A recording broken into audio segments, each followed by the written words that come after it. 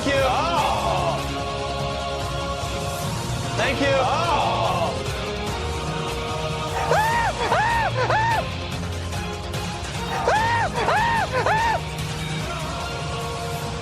Welcome to the 5th episode of URT Number, the Amazing Race 32 recaps from Reality TV Warriors. My name is Michael Helmstone, and joining me as always is the Canadian who, if you've listened to our Belgian Mole podcast, you'll know he's used to getting whipped cream in his face, Logan Saunders. Good afternoon. And the lady whose oubliette seems to have had a plumbing issue recently, also known as the children, Michelle Pierce-Denovan. I'm very confused by that statement. Good morning. Did you say oubliette? Yeah, oubliette. I thought we'd go French. It's basically a hole in the ground. It's what I keep accusing you of keeping your children in. Oubliette. Okay. Oubliette, yeah. Ah, right. Never heard the term oubliette before. No, I haven't. No. Yeah, it's sort of, it's basically the French medieval word for a hole in the ground. Right. Wow. Learn something new every day. Google defines it as a secret dungeon with access only through a trapdoor in its ceiling. Right. Usually found in castles more than anything. The more you know. So previously, teams raced to France and then had to do the Paraguayan detour again, and then had to, for some reason, shout whether they were yielding people and eat the raw ingredients of a cake before a controversial elimination for James and Will. Oh my gosh. Please. Please. Start again and do the real thing. I don't know why no one trusts us anymore. It's not like we've done 5 separate fake recaps now. It's like a Halloween special for The Simpsons. Exactly, that was just fake recap V. What can we say? Treehouse of fake recaps. Yeah, it's an annual tradition now that at some point when we get the excuse we're going to do a fake recap, and let's be honest, things did kind of fall in our lap this week with being able to do it, with the fact that Logan and I had seen the 5th episode long before anyone else had, with the fact that, it wasn't that far from the truth. I did use my episode 5 notes a little bit in the fake recap. It's just, we may have made it a bit sillier. Sadly, this time we didn't fool any of the contestants, because that has happened before. And that person shall remain nameless, because I'm thinking of one person in particular who got about halfway through our fake recap in their season and went, this didn't happen, and believed it up until that point. So previously for Realsies this time, 8 teams raced to Asuncion in Paraguay. Leo and Alana confronted James and Will after the U-turn, but the alliance of 5 continued helping each other, leading to James and Will winning the leg. Gary and D'Angelo stumbled, but it was Kaylin and Haley who was saved from elimination. Fumbled. Phil intentionally used an NFL term. Yeah, no, I didn't know, because I'm me. And teams must now fly to Paris in France and drive themselves to the Domaine de Chantilly. And it is James and Will leaving at 1:41 a.m, Michelle and Vic at 1:55, Leo and Alana at 2:35, Riley and Maddison at 2:39, Apana and Ishwar at 3:11, and then the remaining 3 teams at some mysterious time, because we don't get any sort of departure time. Yeah, why? Why would they do some and not the others? Because it wasn't evidently relevant, because those teams were going to get on the second flight. But it doesn't change anything. I'm going to do the exact same rant I do every single time, which is you need the departure times just for nerds like us who actually want to see these things. It doesn't add anything to the episode when you remove them. There was a fan on one of the fan pages that was going on like you do about these times last week. They just wanted to know what time Kaylin and Haley came in that other leg. Yeah, that's the thing. Normally, it doesn't actually matter that much, and I'm not going to be raging about it. But this time, I'm genuinely interested as to what the difference in departure time was between Gary and D'Angelo and Kaylin and Haley. Because, as we discussed actually last week, Kaylin and Haley checked in pretty much at sunrise. So I'm genuinely interested to see how far behind Gary and D'Angelo they actually were, and what time Gary and D'Angelo checked in. Did we need another Paris visit? I mean, this wasn't really that much of a Paris visit, was it? Half of the leg wasn't within the city bounds, really. I was thinking this, when you compare it to other visits to Paris in the Amazing Race, this really could have taken place in a lot of different French cities in that area, or even just Western Europe in general. You could have used those type of castles in, say, Germany and gotten away with the same tasks. Actually, all the tasks could have been pretty interchangeable with, say, trying to replicate 18th, 19th century Germany. Yeah, the only thing that was uniquely French in this leg was Chantilly cream. Yeah. And that obviously had the hilarious side effect of production getting their own back on the races. But other than that, there wasn't really that much Frenchness in this leg. Having said that, I would much rather have a Paris leg than a London leg because Paris is at least a little bit more representative of France than London is of the UK. Americans have such a perception of London as being exactly what you'd see in a Charles Dickens novel. And Amazing Race does nothing to sort of dissuade you from that Cockney, yoldy rhyming slang thing. And it's really irritating. Well, it's irritating for you because you're English. I quite like it. Yeah, but if you think about the Sydney legs we've had, they were far less stereotypical than the London legs we have. Yes. Well, we don't have as much of a culture as you guys have, though. We're pretty bland. Yeah, but there's so much more to the UK than London. Correct. And the thing is, I've got to get these arguments in now because we're not doing it for 33. Ha, ha. So we begin the episode proper with Will saying he knows how to drive a manual car and he's practiced before. Yeah, about that. And Michelle and Vic say they're complete opposites. Victoria is the peacekeeper, Michelle is a bit more dramatic. That sounds appropriate for our podcast. Michelle's facial expressions in the cab on the way to the airport initially, oh my God, I was laughing my head off. I thought, oh, this is gold. She's looking directly at the camera just to give her expression. Like, not many people just do that, just look straight at the camera to give their expression. I don't know what it is about people who are called Michelle, but she's very dramatic. I could never be Victoria's teammate because, my God, with the knuckle cracking. I mean, you'll put up with everything else, but the knuckle cracking is a deal breaker. Oh, I hate when people crack their knuckles. Oh, it's like one of the worst sounds in the world I can think of. But I mean, no wonder Michelle is dramatic because I would be dramatic just from hearing those knuckles crack in the taxi and knowing I have nowhere to escape. She can keep cracking her knuckles and I can't do anything to stop her. The best thing is, while Logan's talking, I'm literally trying to crack my knuckles. I heard you and I thought you're not doing very well. Ironically, about 10 seconds after Logan started ranting about cracking knuckles, I was cracking my knuckles, so I'm sort of running on fumes of cracking my knuckles. Like, I don't even like it to the point that I refuse to play Sonic and Knuckles. Like, you gotta have tails in there. You can't have Knuckles. And Alana says she last went to Paris when she was 13, and when she last went, she had a crush on a boy called Steven, not Fishback.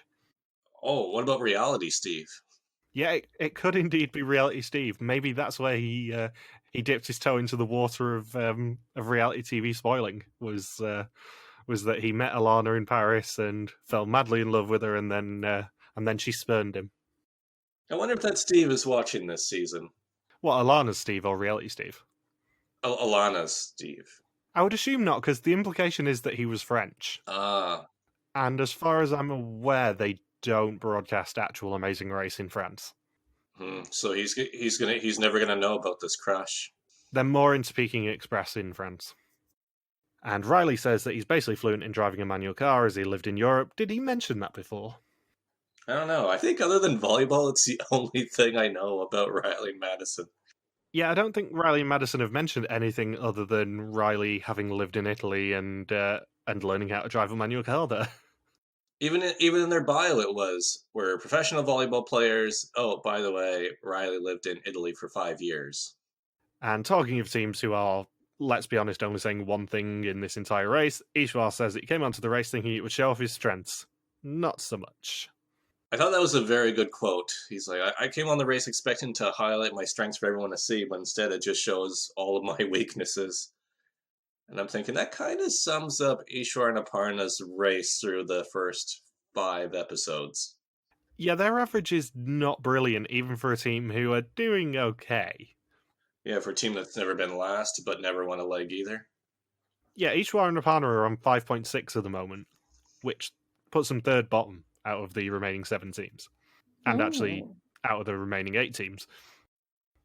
So, The first 4 teams are on a flight landing at 7:50 a.m., and the other 4 are on a flight landing at 8:05 a.m. Wait, they're not making them all get the same flight? They practically are. 15 minutes. I mean, people have yield hourglasses that are longer than the difference in flight time and Big Easy. But people have, yeah, like, especially when you're flying 15 minutes, like the other plane could just be a little bit faster, even in the air, not even because of delays at the airport, and then get the lead on the first flight. The best thing is, of course, they're all traveling with hand luggage, which means that there is a very real chance that every time they fly through an airport, they do get asked by the baggage handlers, "Why have you got an hourglass in your hand luggage?" That's a little bit weird. What are you trying to time? They go through the security scanners, and it's just like everyone gets flagged because of the hourglasses. And you have until the sun runs out to provide an adequate explanation for this. And then we get to probably one of my favourite scenes for a long while, which is Will just struggling to drive the car. It's so funny.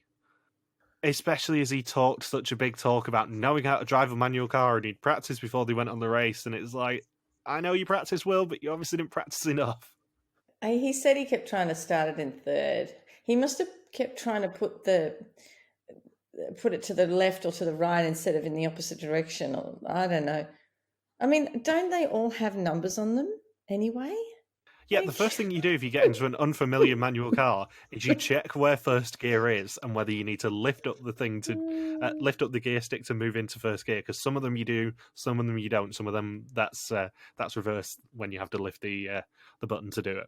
It's obviously the race. He's not concentrating very well, and he's just going full pelt, just trying to get the car going. And fans are scathing, aren't they?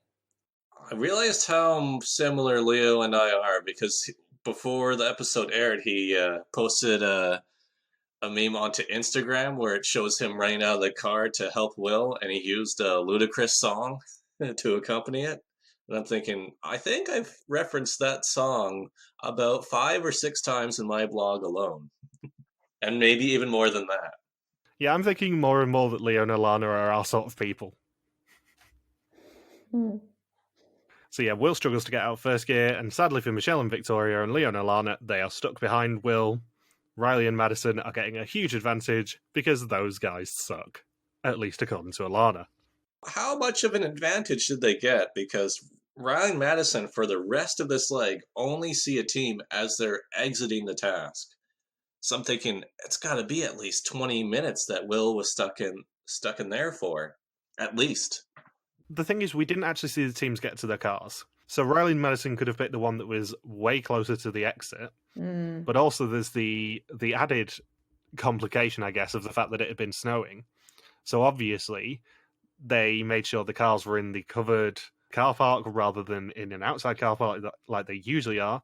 But if they're in an outside car park, it would have been much more easy for Michelle and Vic and Leo and Alana to actually, move around them because there would have been more space. They were trapped by the fact that there was the winding ramp and they were indoors.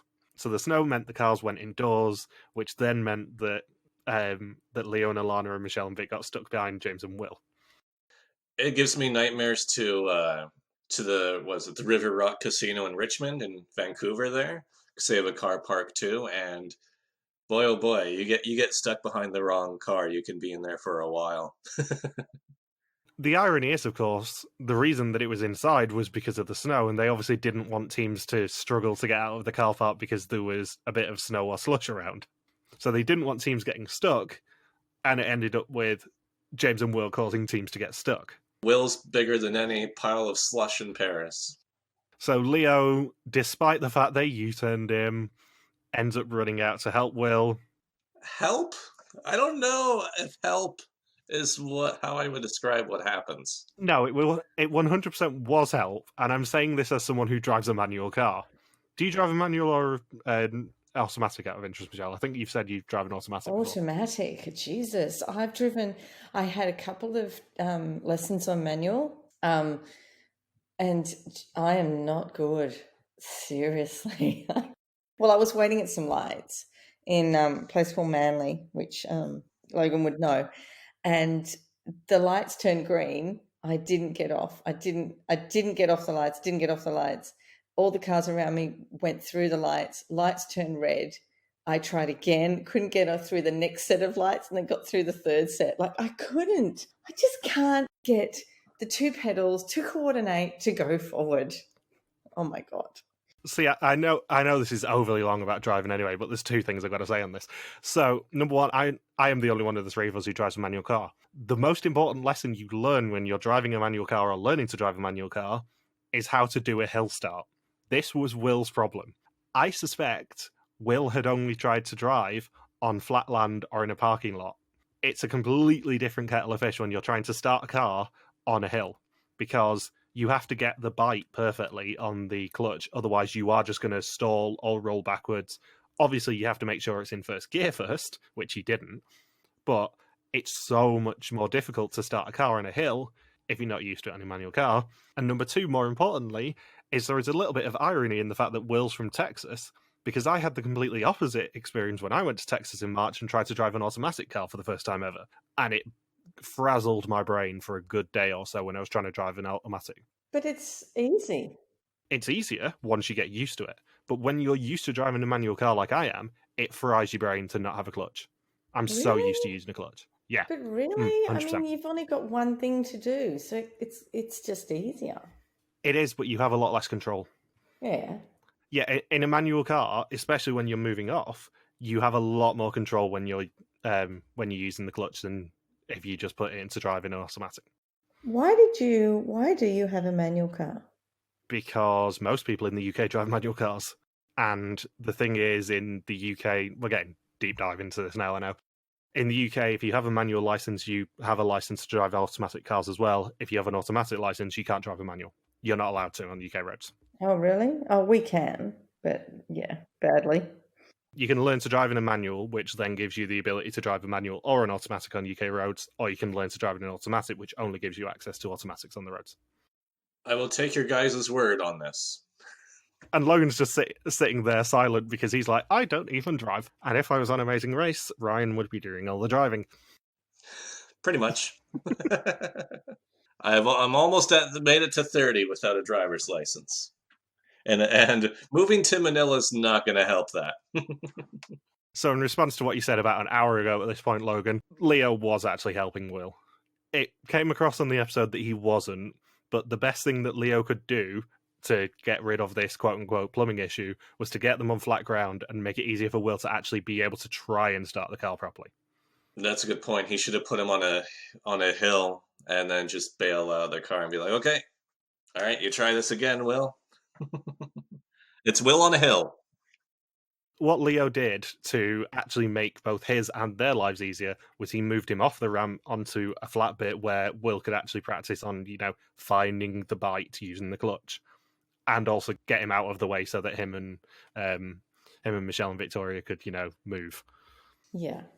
I wish they would have just all, just if Leo was bitter enough to not help, so they were all just stuck there, and then Riley and Maddison finished the whole leg before the teams have exited the car park.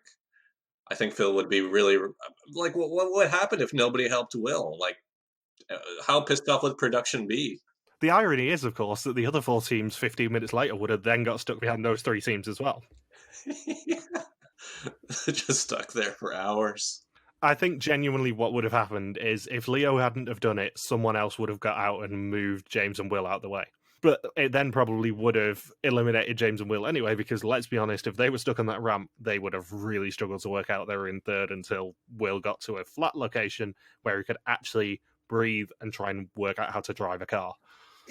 Breathe is key. How fast was Leo running? Jesus. Very. Leo is big into his running. This is something that hasn't come up yet, but Leo is properly into his running, I think. He was at speed. He was just pell-mell. It goes back to what they said in the Hollywood Bowl. Just because they look nerdy, it lulls teams into a false sense of security, and not that they're actually quite athletic, because they both are.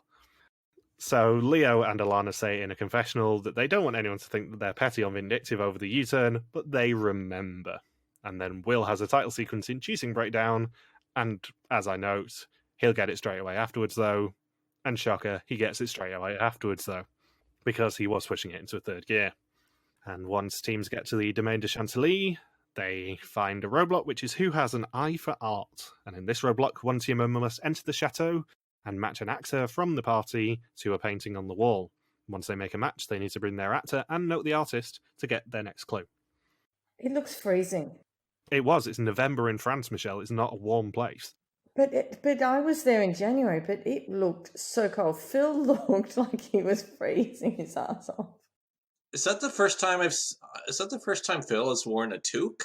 The first time in a while. I'm trying to think how cold it actually was that winter. Where was I in? I came back from Singapore like the very back end of October, so probably a couple of weeks before they were in France. And it was pretty damn cold. I think we had quite a bad winter in Europe that year actually. Mm. Yeah, but Phil just doesn't wear a toque. No, it's obviously pretty much 2 years ago this week that they filmed this episode. Mm-hmm. And it's a long time since I've tried to work out what the weather was, but I seem to remember it was quite a cold winter that year. So it is Riley, Alana, James, Hung, Aparna, Victoria, Gary, and Haley doing this roadblock. And Michelle and Vic asked for directions on their way to the Domaine de Chantilly, but they were only vague. What is going wrong there? Like, they're driving. I don't understand. It wasn't that far apart. All the things. They were quite close. Yeah, the Domaine de Chantilly was about 30 kilometres north of Charles de Gaulle Airport, I think, and then the museum and the pit stop were probably a couple of kilometres apart. Mm. But it is, to skip towards the end of this episode, it is one of the all-time Amazing Race driving fuck-ups, for want of a better term. I have no idea how they managed to get that lost. Yeah. Somebody did a really good detailed post on Reddit. They did, because I saw that map as well. And at one point, they were pretty much around the corner from the museum and asking for directions, and they just kept going in circles, basically. Well, somebody had the theory that they were looking for a place that looked museum-y. Yeah. And that they refused to turn left at a certain spot where they needed to turn left, and they were probably at that same intersection 4 or 5 times. Why did they refuse to turn left? I don't know. I can't remember the whole Reddit post, but they're thinking somebody was probably that Michelle and Victoria were looking for something more museum-y, and just for whatever reason didn't want to turn down the correct spot 5 or 6 or 7 times in those 7 hours. And in another subplot of this season, which we did actually briefly mention in the Fate recap on Wednesday, but I'm going to bring up again. I don't understand who we're meant to root for out of Leo and Alana and James and Will. It's such an oddly told storyline that doesn't seem to be going anywhere. Because we have James here saying that Leo is mean even when helping them. And it's just like, both teams I really like. And it just seems like a really petty feud. Or Leo's communication with the camera as Will and James walk into the roadblock. Oh yeah, we're going to talk about that soon. Because that's brilliant. But it's just so weird how they're telling this story of James and Will versus Leo and Alana. And I kind of don't understand what the storyline is. Like a time bomb of revenge? Yeah, it feels like Leo and Alana are eventually going to get revenge on James and Will, but as soon as they do, that storyline ends, and then what's the actual resolution? Maybe they both knock each other out. Well, that is the resolution. When it happens, that's the end. Hopefully, or maybe it never happens. It's the sort of storyline they don't tell very often, is what I'm saying. We haven't had this sort of a weird storyline for a couple of seasons, in that I genuinely don't know whether Leo and Alana are going to get their revenge on James and Will, and I don't know whether it'll be as satisfying as maybe production want it to be if it happens. Well, maybe it's the only sort of friction that's happening in the whole cast, because everyone loves each other. So they've got to hang on something, I suppose. Yeah, it's really oddly told, because if you tell this sort of a storyline, you want it to be a satisfying resolution. But I don't feel like James and Will are being made out to be the villains here, and I don't feel like Leo and Alana are either. It's just kind of a ending if Leo and Alana get their revenge, I think. I don't think it'll necessarily be satisfying if Leo and Alana do get their revenge, And I don't think it'd be satisfying if James and Will U-turn them again, for example. Yeah, they use the U-turn or another U-turn and then use their yield hourglass the following leg. Yeah. Stop doing this to us. Stop hitting yourself. So Riley at the roadblock tries matching up colours, but that doesn't work, and then he spots the guy with a moustache, obviously because their personality is beards, and leaves in first. And teams must now run around the corner and whip chantilly cream so it doesn't fall out of the bowl and fill 4 pies to get their next clue. And Alana says that she hopes her Masters of Fine Art degree will help, and she loves museums. She's an art monster. Art monster sounds like a title given to somebody who unlocks an achievement in a video game. Congratulations, you unlocked the Art Monster achievement. Here's a trophy. She is both an art monster and, according to Reddit this evening, an unrepentant stat yeller. What? That may have been part of mine and Leo's conversation this evening. Well, there you go. Leo and Alana's new title is Unrepentant Stat Yellers, because that's why James and Will apparently U-turn them. And we also see Kaylin struggle to drive a manual car. And then, as Logan alluded to earlier, there is a brilliant cut between Leo's confessional talking about Will and James, and then them walking in immediately, which is probably the most memeable moment we've seen in Amazing Race for ages. I'm trying really hard to understand some of them are putting these lines there, and I'm like, I don't think that even makes sense. Like, I've seen maybe 4 different memes of that. I don't understand most of them. It doesn't make sense. I don't think yours made sense. What was yours? What, the ratings one? We're actually going to touch on that at the end of this episode. So the idea of the meme is that up the stairs is the goal. Yes. And then the thing to get in the way is James and Will. Mm. So in that example, another season is the goal. Amazing Race is Leo. And the thing to get in the way of another season is, of course, the fact that it drops 350,000 viewers week on week. Okay.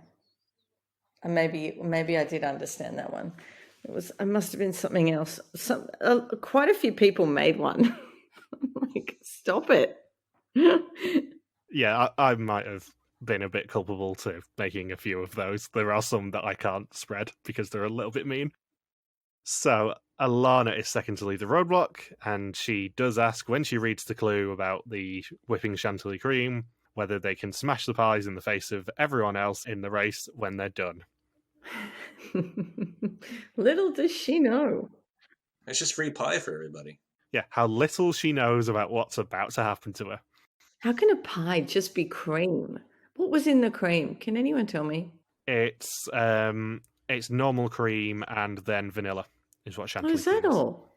Yeah. Okay. Have you ever whipped cream?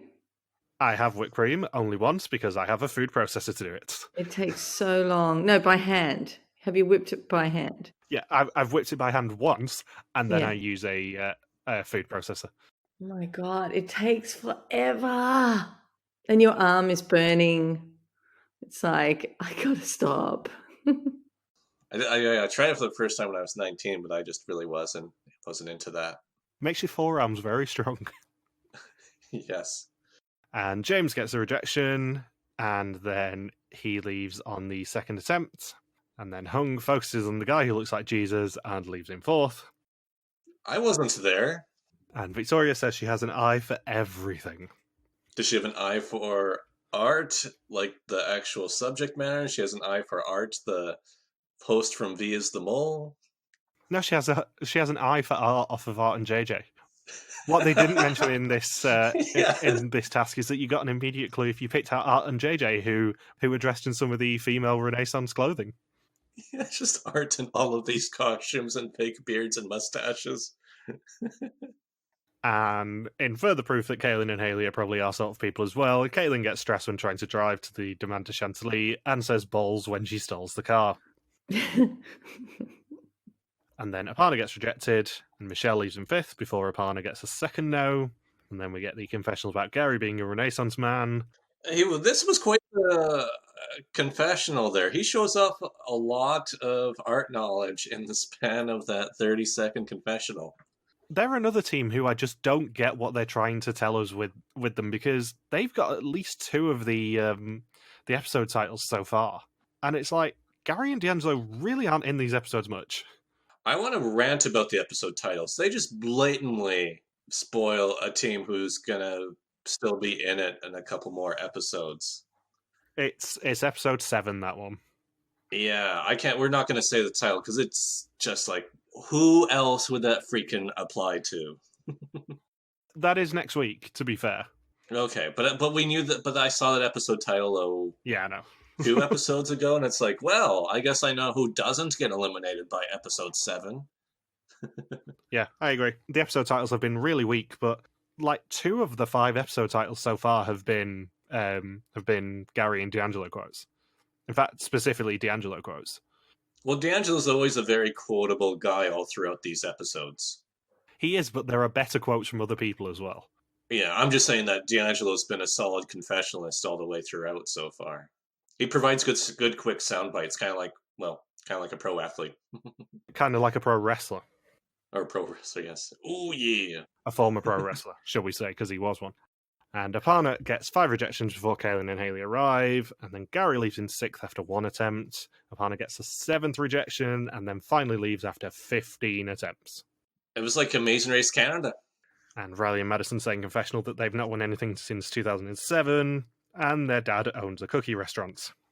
And once they've whipped enough cream for the pies, they have to deliver their pies inside a marquee in the garden. What they don't know is that production members are in that tent and about to throw pies at their faces. And they are good shots. Oh, they are very good shots, but there are so many great stories from this bit of the task, because I can't remember who it was, but someone put on Instagram that they went into the tent and saw their friends from production and then immediately got clocked right in the face. Yeah, I think it was Kaylin and Haley. One of them said that. It was brilliant. And yes. Unsurprisingly, our banner is coming from this task this week. It is the lovely Hung with her hat over her face. I know, so many of them can't see to get to the end. It made me laugh so hard. Her and Aparna both got clocked right in the face, but it was just a perfect shot that the hat just immediately fell straight down. Hung needs a helmet. Like, what? She keeps getting hit in the face somehow. The best thing is the fact that it happened so early to Hung that she had to go through like 80% of the marquee carrying 2 chantilly cream pies, not being able to see a thing and having to follow Cheese Voice. I wish, or what it just reminded me of the movie Spaceballs, where Lord Helmet is just going all wild, and Bill Pullman's character just puts his hand on his forehead so he can't move, just with how disoriented he is. That's what it reminded me of. What would have made the scene better is if, as soon as Hung couldn't see, if she just veered off to the left and just crashed into the side of the tent. That would have just capped the entire scene. I can't see. I'm so disoriented. Chee. Yeah, I think it says it all that when we see a team have that happen to them, we spent far more time with it happening to Hung and Chitty than we did with it happening to Aparna and Ishwar. Well, Aparna and Ishwar just get through these, like, they have 15 attempts, but they don't really get phased by it too much. They react to struggles like normal people do. Yeah, that's the thing. We're seeing so little of Aparna and Ishwar that genuinely I have no idea what they even thought about that happening. Yeah, like when I don't know, it's like they can't add too much substance to the episodes that they're in so far. They don't have big reactions to anything. They don't have big reactions to when they exceed or when they get rejected, except for maybe the bottle task. That'd be about it.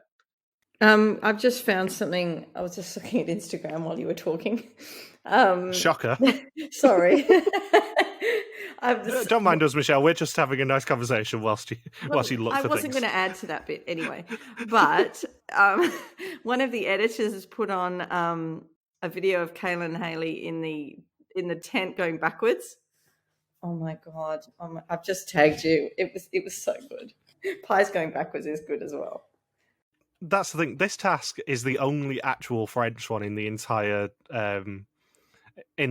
leg, but also it's done entirely for comedy value. There was no change for any team in positioning in this entire challenge. There was no reason for it to be there other than it being hilarious. And they weren't trying to get the pies out of their hands. They were literally all of them going for their heads. They were just going for the head. They were taking 4 legs of frustration out with them. Please have some animosity towards another team. Slap. Please go and fight with someone. Yield them. Slap. Do something interesting, please. Slap. I should note that Riley and Maddison are so far ahead that when Hung gets blinded by the pie in the face, that they're already at the yield. Like this is a legitimate lead. It was genuinely very difficult to structure my notes for this leg because Riley and Maddison are just so far ahead. And then Kayla and Haley are consistently so far behind. Yeah, and it's entirely James and Will's fault. So, teams must now drive themselves to the Musée d'Art Forain. Caution, yield ahead. And Riley and Maddison tell James and Will and Hung and Chi on the way out that the pies get thrown. Their alliance is only with those 3. Gary and D'Angelo are also in the alliance, but it's not as strong. And just like most of the season, Aparna and Ishwar do not get mentioned. It's a sub-alliance. It's a 5-team alliance that has a 3-team alliance inside of it. We do not see it that often on The Amazing Race. It's basically an onion alliance. It really is. Ogres have layers, onions have layers. And as teased in the fake recap, I have exactly 1 note for the speed bump, which is that Kaylin and Haley have to clean the riding gear for 2 horses to be able to continue onto the roadblock. That's our speed bump chat.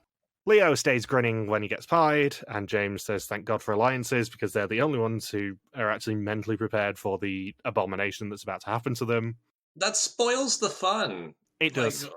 I think that's part of the reason that maybe people aren't as high on this season is because everyone gets a slightly easier time because everyone's just providing advice for each other. So the genuine shock and surprise, especially if James and Will had no idea that pies were going to be flung at their face, that would have been a great moment to see on TV, but instead they know exactly what to do and they just dodge all of it. Yeah, like James and Will are the only ones who don't really have a fun reaction to this task because they're the only ones who are really mentally prepared for it. Even though Hung and Chi got warned, all of that goes straight out the window as soon as Hung gets a pie straight to the head and her hat falls down, which is a brilliant television moment. I will not begrudge them in the slightest for that. That moment on its own justifies this task's inclusion. However, James and Will are just kind of, yeah, we got pies chucked at us. There was no real problem. And that's the thing. It would have been genuinely interesting for James and Will to have actually had to face that properly just to see how they would have coped, because we've had a big thing, especially with the bottle dance last week, of Will's balance maybe not helping him as much. And it would have been genuinely interesting to see how he would have dealt with it if he'd not been prepared for it. But I think that sort of stuff is the reason why people aren't high on the Alliance in this season in particular, is the fact that the Alliance is so sort of blandly dominating. And I love pretty much all of the teams in the Alliance. I'm certainly not criticizing them for doing an Alliance or anything. But the problem is, as a group, they are less fun than as individuals. That's a good point, because we started this team with it started the season with 11 teams, and the 5-team alliance has made it through to the top 7. And there is a very real chance that they could get together to the final 6 or the final 5. And they've won all of the legs so far, and none of them have come in last yet either. So Leo stays grinning when he gets pied. James says thank God for alliances. And then Hung's hat falls over her face when she gets pied, as does Aparna's when she eventually turns up. And Michelle and Vic really struggle to find it. And then Riley and Maddison choose not to yield. And they find out that it is a surprise second roadblock, which is who wants to step right up. Not that it matters, because it's whoever didn't do the last roadblock. So in this roadblock, the person who didn't do the last one must win 3 carnival games like they're on a season of Survivor to get their next clue. And it is Maddison, Leo, Chi, Will, Ishwar, D'Angelo, Kaylin, and Michelle doing the roadblock. We have skee ball, or horse race skee ball, throwing balls in mouths, and then trying to tip the cans over. I wish I'd known about this place in January. I would have gone there. Tin Can Alley is the term you're looking for, Logan. Diagonally? Tin Can Alley is what Tin it's called. Can Alley. It's the only one of the three I actually knew. Yeah, I don't associate carnival games with France. I'll be honest. I'm sure this was a really interesting, quirky place for them to go, but I don't really associate this with France. This is what happens after how many visits to Paris now? Like 10. I want to say 5. Does 5 sound right? I could probably Google it, but I don't want to. And that doesn't even include Australia 2 doing Paris, and Canada 2 doing Paris as well. And Habarots. Yeah, but I haven't seen that. And France itself, which technically had half of the first leg and half of the last leg in Paris. Yeah. So, yeah. Riley plays a lot of darts, and he should have done this roadblock, but he didn't. And Maddison gives up on the mouth game and gets Tin Can Alley straight away, and then loses horse skee ball, and then wins that one in the second attempt, and they leave the roadblock in first. I think with the ball throwing game is that, especially when Leo goes up there, he's like, "Oh yeah, I played lots of baseball growing up." But the thing is that the motion when you throw the ball, you actually want to throw it like a dart. Because I remember that's what threw me off when I played a dart game for the first time, is because I was used to playing baseball, and then I remember right when we first started playing, somebody said, "Just if you're gonna throw it like a baseball, do it the exact opposite of that. Do the exact opposite motion," and that helped.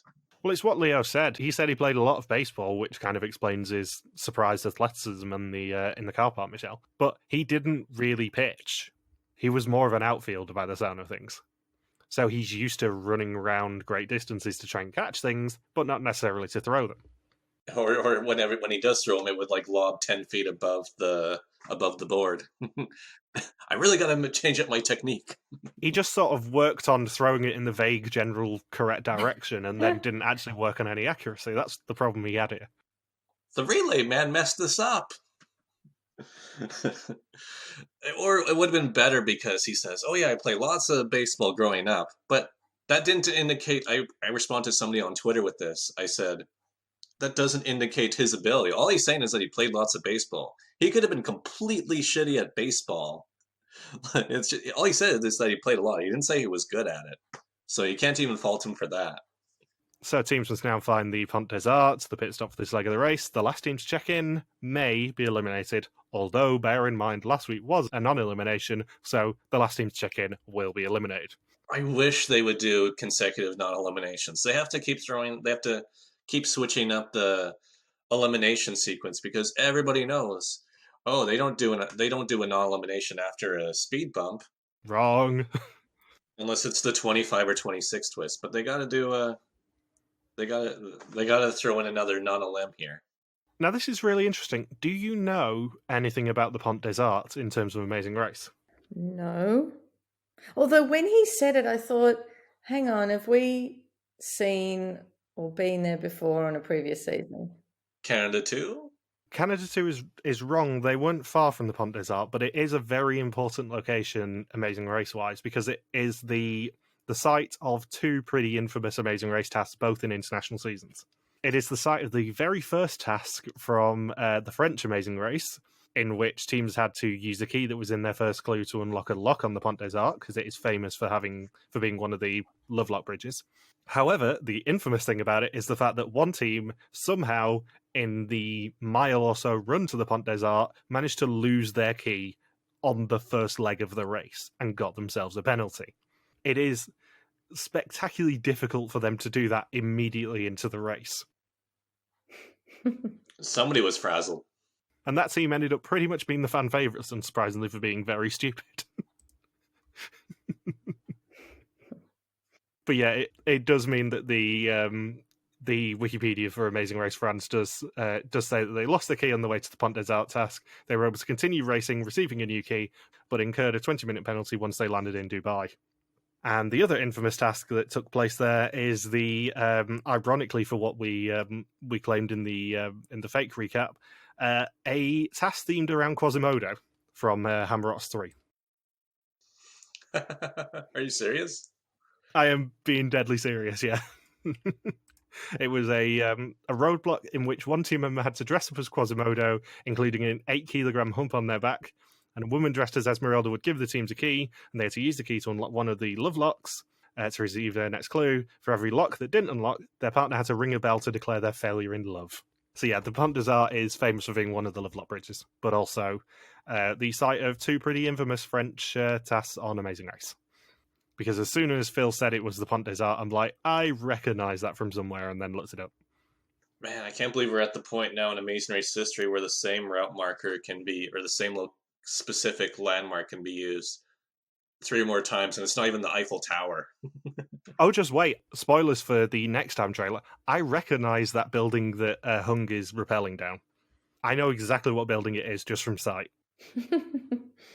Have you been there? Because I've been to Berlin, yeah. Yeah, of course, yeah. And it's just a random hotel, but I'm pretty sure that it's been used as an Amazing Race route marker before. Well, it sounds sensible to use the same places sometimes, because if you already have a relationship with that place, it's obviously going to be easier to use that. Or if a franchise has a relationship with a place. It is, but there's a bit of a difference between the Pont des Arts and the park in Alexanderplatz, which is literally just a random hotel. Yeah. Hey, have you ever seen a racer with a scarf before? Kaylin and Haley, one of them has a scarf, a pink scarf this leg. And I'm like, wait a minute. I don't think we've seen scarves. Who would put a scarf in their luggage because they really need clothes in there, not scarves? They were definitely provided with cold weather stuff, Michelle. No, but the cold weather stuff is usually just the jacket. It's not usually anything else. I think, given how cold it probably was in Paris at that point, they were given toques and scarves and big jackets. I was like, hang on a second, because it's not something you would pack. So, weirdly, teams do have to get a taxi to the Pont des Arts rather than driving themselves through central Paris. And Leo says he played baseball in middle school, but he wasn't as good at throwing as he was at some of the other bits. And she won the horse race on his first attempt, and he is really good with hand-eye coordination. And Alana claims that they are made of magic and fairy dust, and she's straight up jealous of Hung and Chi. And that's the thing. I think if in 5 weeks' time we're celebrating Hung and Chi as the Amazing Race winners, I will be very, very happy, because they seem like very nice, very cool people from what we've seen of them. But do you only like really cool, really nice people winning? Is that what you're saying? Well, no, I think they would definitely be probably the most palatable winners of the remaining 7. Really? Yeah, because everyone seems to like them, even during the race, and no one has a grudge against them, despite the fact that they are very, very dominant in terms of success on this race. They are pretty much on course to equal Dave and Rachel right now in terms of average. They're certainly not far off it if they win enough legs. They seem like very nice, very competent, very cool people. And I certainly wouldn't be pissed off if Hung and Chi are our winners in 5 weeks' time. We also haven't had parents of multiple kids win in a very, very long time. No. Potentially, if ever. I'm trying to think who the last ones were now. How many kids do Chip and Kim or Chen and Joyce? Well, Chen and Joyce didn't have kids. That was a problem. So that rules them out. Chip and Kim, I guess? Yeah, because their kids are graduating or in college now, I think. I think that at the time they won, I think Chip and Kim might be the only ones I can think of. I'm really racking my brain here because we have a lot of young winners after Chen and Joyce. Yeah, so that's why we're overdue for a parental victory, because parents don't even get cast on the American version of the Amazing Race really anymore, except for say a situation like Rochelle from season 26, where she had a kid with a guy when she was in her early 20s or late teens, and that's been it. Not married couple having multiple kids together. Yeah, because if you think about the way that these team storylines are being told, the Leo and Alana and James and Will thing is just weird, and I can't see either of them winning right now. Kaylin and Haley, I don't think have had enough impact, at least on the race. I love them dearly, obviously, but I don't feel like we've seen enough of them to warrant expecting them to win especially given how, how back of the pack they have been. Gary and D'Angelo we've not seen enough of. Ishwar and Aparna are basically just engineering. We learned that their dad came to America with $20. I wonder if, like, before he immigrated, if he opened an envelope and it said, "You have $20 for this leg of the race." Riley and Maddison's personality seems to be beards. Hung and Chi are the only ones, I think, at the halfway point who I could see getting to the final leg and probably winning. I think another reason why we don't really see married parents on The Amazing Race is because it's really tough to get away for, to have both people within the couple, the husband and the wife, be able to get away for a month, really. Unless you've got really good grandparents. Yes, exactly. That's the one thing. Really good grandparents are really good babysitters. Like when Rob and Amber went to Survivor, they left them all with her mum. 4 girls with a poor grandma, but I think they're good girls, so easy. So I think that's why we don't see that demographic represented as much on the race, just because it's tougher to find couples who can apply from that position. I'm just thinking of something. Someone once said to me, "So if you go on The Amazing Race, how long is it?" And I said, "Oh, it's like 3 weeks, sometimes 5 if you have to do publicity." They said, "So can you get away from your family for that long?" And I said, "Well, yes. Why can't I?" Michelle's like, yes, please cast me now. Of course I can. What do you mean? Why do we even have to think about it? You just leave them in the oubliette, Michelle. We've already established that. Why is that even a question? So yeah, Hung and Chi leaving second, with Leo and Alana in third and James and Will in fourth, Gary and D'Angelo in fifth, the partner and Ishwar in sixth, and Michelle and Vic get so lost we actually see a clock on how long they've been in the car, which is 6.5 hours. So was that just finding the carnival games from the previous route marker? I am assuming from the sunlight that it was probably from Charles de Gaulle in total. But given they didn't really have that much trouble finding the Chantilly route marker, they were probably in that car for 4 hours easily. I don't understand. How? Like, you get out and you ask someone. I don't get it. It's impossible, but it's not because it happened. The irony is, of course, we can be pretty confident that Michelle and Victoria are the only team who speak French out of the final 8. They should have been able to communicate with the locals far better than anyone else. They're better off just abandoning their cars in a certain neighborhood and just go on foot and ask everybody. Thanks, Bergen and Kurt. That worked so well last time. So, Riley and Maddison unsurprisingly checking in first, and they win a trip to Vietnam, but what do they get in particular, Michelle?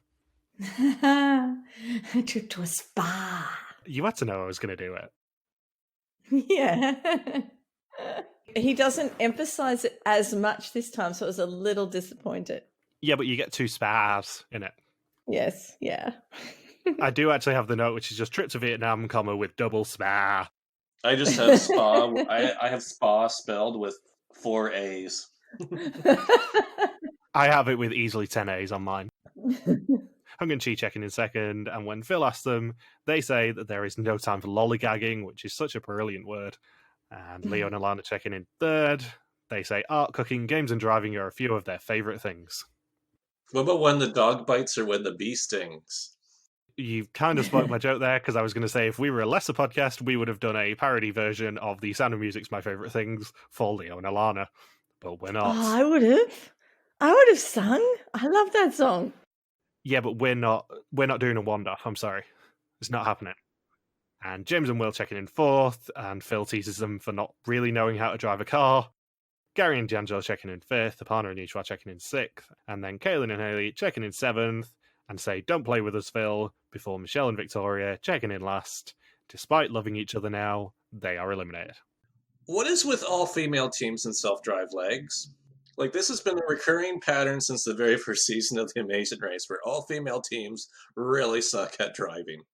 And they're at the bottom two spots. And Kaylin Haley, I don't think we're too close behind 6th place this leg.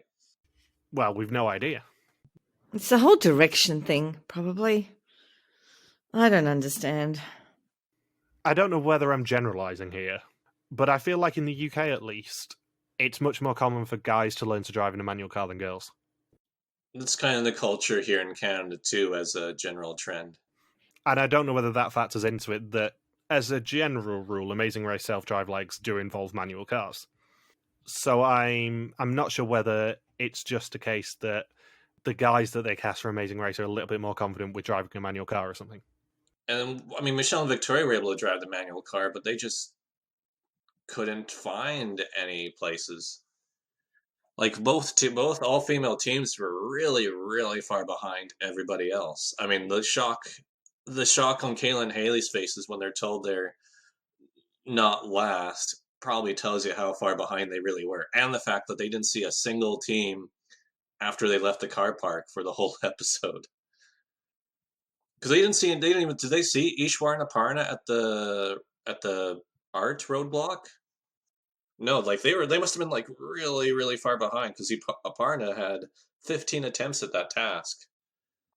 I tell you what, Cameron and Haley must be having less sleep than everybody else because they don't have as much time. Well, when you think of the equalizers, say like for instance with the flights, there's a 7:15, 8:05 a.m. flight. Everyone else is going to be waiting a lot longer for that flight than Kaylin and Haley. The 8:05 a.m. flight probably took off the second they cleared through security. They're like, okay, now we can take off, and it just happens to be 8:05 a.m. So next week, Berlin, alliances crumble, James and Will stall again, and Hung falls apart while hanging off the park in Alexanderplatz. Hung falls apart while she's hung. Yeah, I did look this up. The park in Alexanderplatz has been a previous route marker on Amazing Race, which is why I recognise it. Amazing Race 6? No, Amazing Race 22. Oh yeah, I forgot they had a Berlin leg. It was the weird one where the roller derby girls got non-eliminated, I think.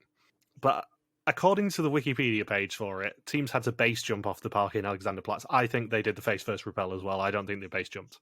But either way, they've definitely been to the roof of the park in Alexanderplatz before.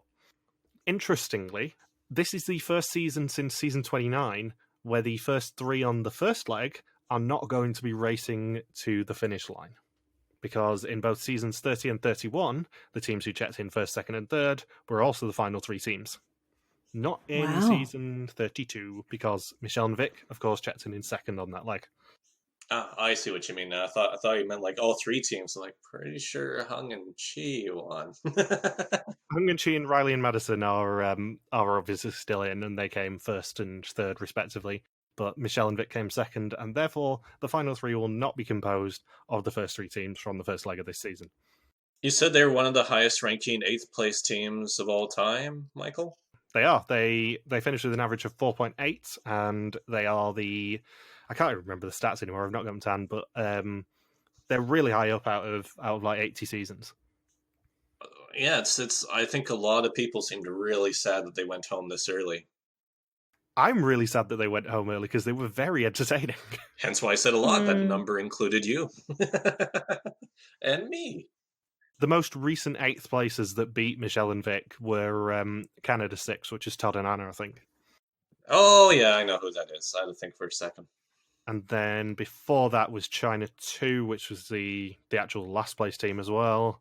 And then Canada 2, which was Rex and Bob, was it? Was it Rex and Bob who came in 8th on Canada 2? I think so. It's been a while since I've seen any Canada content or really talked about Amazing Race Canada. Oh no, it's Cormac and Nicole. Oh yes, never give up, Nicole. Yeah, it was Cormac and Nicole who were the other most recent team to beat Michelle and Vic. Because it was a similar situation where Nicole choked really, really badly at a roadblock. But Michelle and Victoria was really just, all it was just this huge blunder of not being able to find the one location. Because they had a lot of wiggle room to beat Kayla and Haley this leg. They probably had an easy... I'd assume at one point during a leg, they probably were like 3 hours ahead of Kayla and Haley, if not more.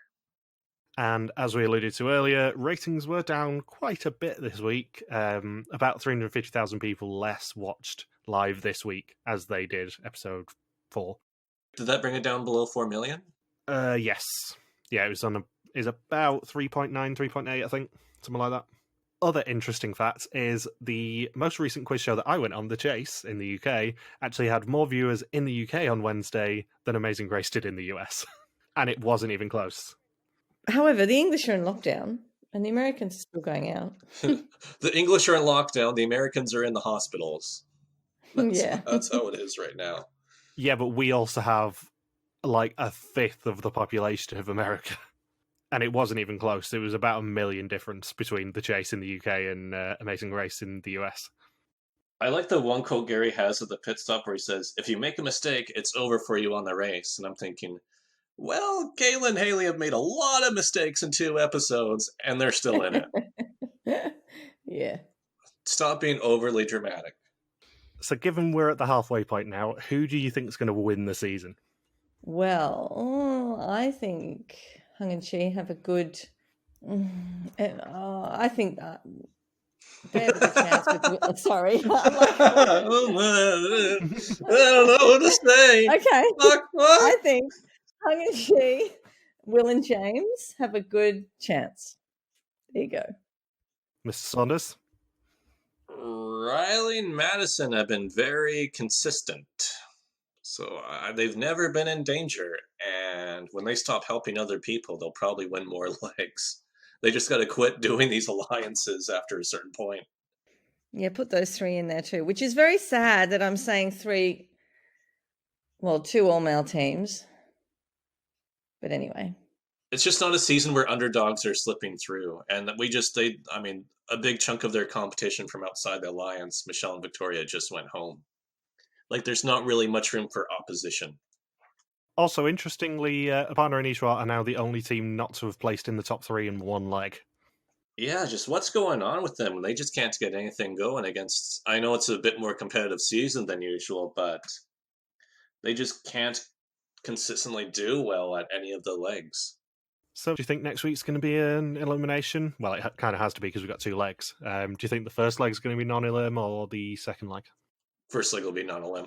I think the second... Oh, no, the first. Yeah, the first will be non-elim. Yeah, I think it's going to be non-elim in Berlin and then elimination in, I can say it now, in Almaty in Kazakhstan because it's been reviewed by CBS. Oh, God, you know how I'm just going to do Borat impressions the whole time, right? Yep. And the even better thing is we've got twice the material to use next week, so we're going to have to be pretty rapid fire in our recording. I assume first leg has to be non-elim, then the second leg be elimination, because this was meant to be a 2-hour episode since the beginning of the season. That's the one pairing that hasn't been interrupted. I think probably, given that we know the next 2 weeks are going to be double episodes, that the first half of the episodes are going to be non-elim, and then the second half will be eliminations. Yeah.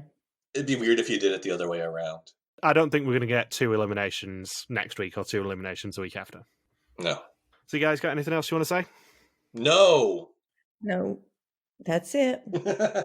Michelle and Victoria are gone, and I'm upset. Reddit's upset. Twitter's upset. Everyone's upset. Everyone's upset. Do you want? Have we eulogized them?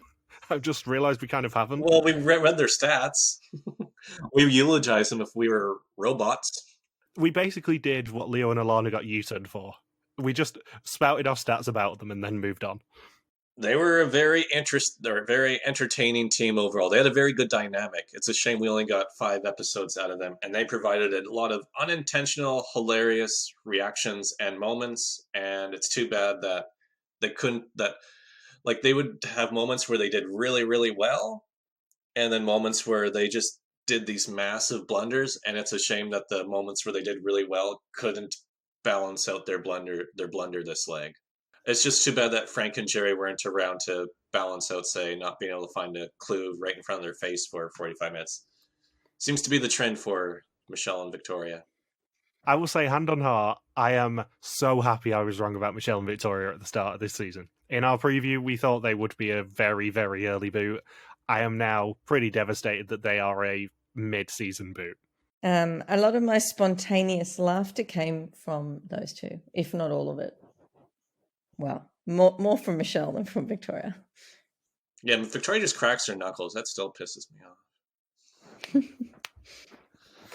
Stop it. Anyway, Thank you for listening to our Amazing Race 32 recap. We'll be back next week to recap legs 6 and 7. Don't forget you can contact us on Twitter, Facebook, YouTube, or Instagram, where we are RTV Warriors, or you can email us and contact at rtvwarriors.com. Logan is on Twitter at Lugspagwacky. Michelle's on Twitter at Bear333, and I'm Jay Harmstone. Logan and I will also be back to recap the episode of Belgian Mole that can only be described in 3 words: drunk museum heist, on Thursday. Thank you for listening. We'll see you next week. Peace out and just chill till the next episode. Bye.